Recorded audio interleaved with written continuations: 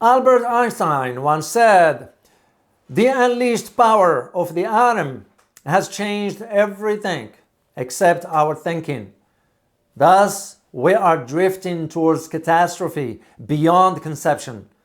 We shall require a substantially new manner of thinking if mankind is to survive.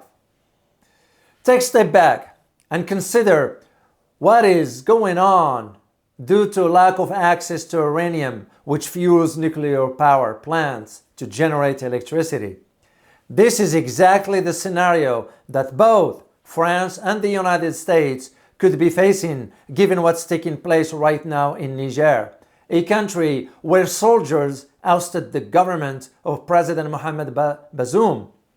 Niger, a country abundant in uranium. But it is not just about access to uranium, it is also about geopolitical risk, which is a significant factor in uranium supply. The bulk of the uranium production comes from countries that are vulnerable to disruption of one kind or another. Global uranium supply currently faces considerable disruption, with all but two of its top producers marked by geopolitical instability. The conflict in Ukraine and Niger shine a light on both the pivotal role of geopolitics in uranium supply and the importance of geopolitical stability. The price of uranium has risen slightly since last week's military coup in Niger, as mining operations have continued in the world's seventh largest producer of the radioactive metal.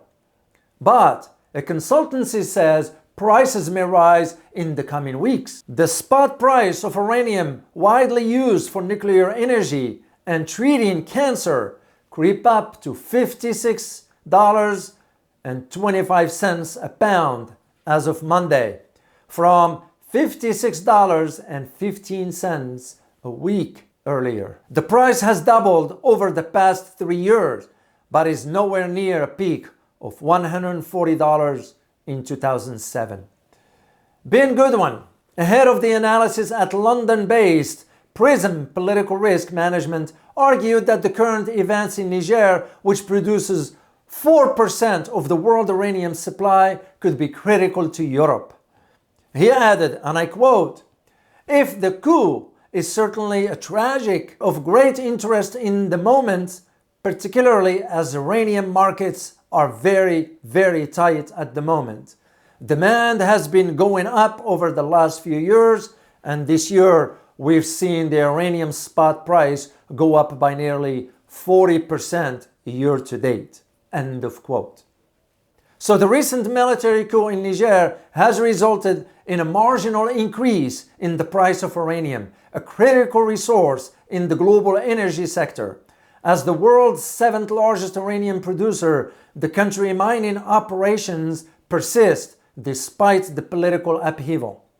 Market research firm UXC reported a modest rise in the spot price, uranium inching up from $56.15 to $56.25 per pound, indicating a modest increment.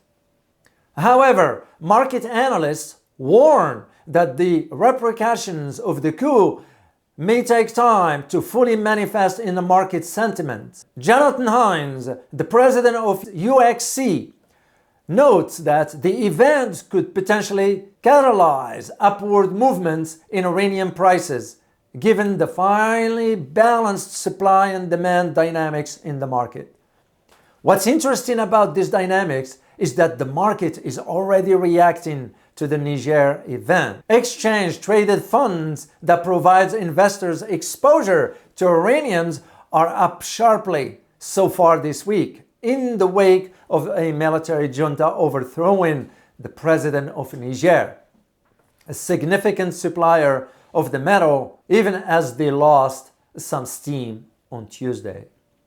The suspension of Niger's uranium exports will have no immediate impact on the French nuclear power sectors, although uranium prices may gradually rise globally. To begin, Unlike gas, uranium is delivered in an individual chunks. Second, the nuclear power sector has traditionally kept uranium supplies on hand in case of a potential outages, and the French will do the same. However, if the export embargo becomes permanent rather than temporary, France's nuclear power sector will be forced to find a substitute for Niger uraniums in Canada or Australia. As a result, the government of Niger will have to find a new customer for its uranium, which will most likely be China. This implies significant changes for the worldwide uranium market, with the uranium price eventually rising as a result. Only Canada and Australia, respectively, the second and third largest producers, can be regarded as generally low risk from geopolitical standpoint of view. While both represent sound investments, there are several factors that gives Canada an edge. This leads me to talk about today's sponsor of this video. Traction Uranium, stock ticker TRCTF, is a Canadian exploration company. It is both uranium explorer and developer. Traction's strategy is to generate or acquire early-stage exploration opportunities and advance them towards development stage activities headed by an experienced team or by a business partnership and joint ventures arrangements.